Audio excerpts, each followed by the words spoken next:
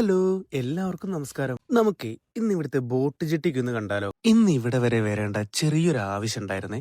അപ്പൊ എന്തായാലും വന്ന സ്ഥിതിക്ക് ഇവിടുത്തെ കാഴ്ചകൾ നിങ്ങളെയും കൂടി ഒക്കെ ഒന്ന് കാണിക്കാലോ എന്ന് വെച്ച് വലിയ ബോട്ടുകളും ചെറിയ ബോട്ടുകളും വെസലുകളും ഒക്കെ ഈ ഹാർബറിലോട്ടാണ് അടുക്കാറ്. നമ്മൾ വന്ന സമയത്തെ ഒരു കുഞ്ഞു ബോട്ട് അവിടെ ഉണ്ടായിരുന്നേ.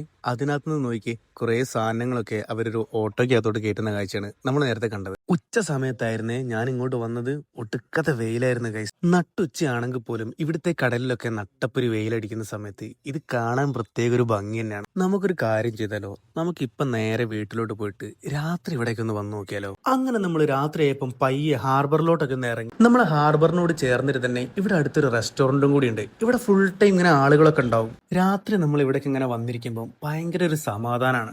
എന്തായാലും വെറുതെ ഇരിക്കുമ്പോൾ ഒരു ചൂണ്ടൻ കൈ പിടിച്ചും കൂടി ഇരിക്കാന്ന് വെച്ച് ആ ഇരുത്ത് അവിടെ ഇരിക്കാന്നല്ലാണ്ട് എനിക്ക് മീനൊന്നും കിട്ടിയിട്ടില്ല ഗൈസ്. അങ്ങനെ കരയിൽ ഒരു പഴയ ബോട്ട് കിടക്കുന്നത് കണ്ടപ്പം അതിന്റെ അടുത്തൊക്കെ ഒന്ന് പോയി നോക്കാന്ന് വെച്ച് ഇവിടെ ഇങ്ങനെ ഒരുപാട് ബോട്ടുകളൊക്കെ ഉണ്ട് കേട്ടോ. ഉച്ചക്ക് ഞാൻ ഇവിടെ വന്നപ്പോ ഇവിടെ ഒരു സാധനം ഞാൻ നോട്ടിട്ട് വെച്ചിട്ടുണ്ടായിരുന്നു. അപ്പൊ രാത്രി പ്രത്യേകിച്ച് ആരും ഇല്ലാത്തപ്പം അതിനകത്തൊന്ന് പോയിട്ട് കയറണം തോന്നി ഗൈസ്. സംഭവം വേറൊന്നല്ല, ഇവിടെ സീ പ്ലെയിൻസ് ഒക്കെ ലാൻഡ് ചെയ്യുന്ന ഒരു സ്ഥലമുണ്ട്. അവിടേക്ക് ഒന്ന് കയറണം എന്ന് ഭയങ്കര പൂതി. ജസ്റ്റ് ഒരു ക്യൂരിയോസിറ്റി വന്നപ്പം കയറി നോക്കിയതാണ്. പക്ഷേ ഭയങ്കര തിരയടിച്ചിട്ട് അത് വല്ലാതെ ഒലച്ചിലായിരുന്നു. എന്തായാലും ഞാൻ ഈ പരിപാടികളൊക്കെ ആദ്യമായിട്ടാണ് കാണുന്നത്. ലക്ഷദ്വീപിൽ ഇതുപോലെ ഇനിയും നമ്മൾ കാണാത്ത ഒത്തിരി കാഴ്ചകളുണ്ട്. പുതിയ പുതിയ വിശേഷങ്ങളും കൂടുതൽ കാഴ്ചകളൊക്കെ ആയിട്ട് ഞാൻ മറ്റൊരു വീഡിയോയിൽ വരാം. അപ്പം എല്ലാവർക്കും ടാറ്റാ.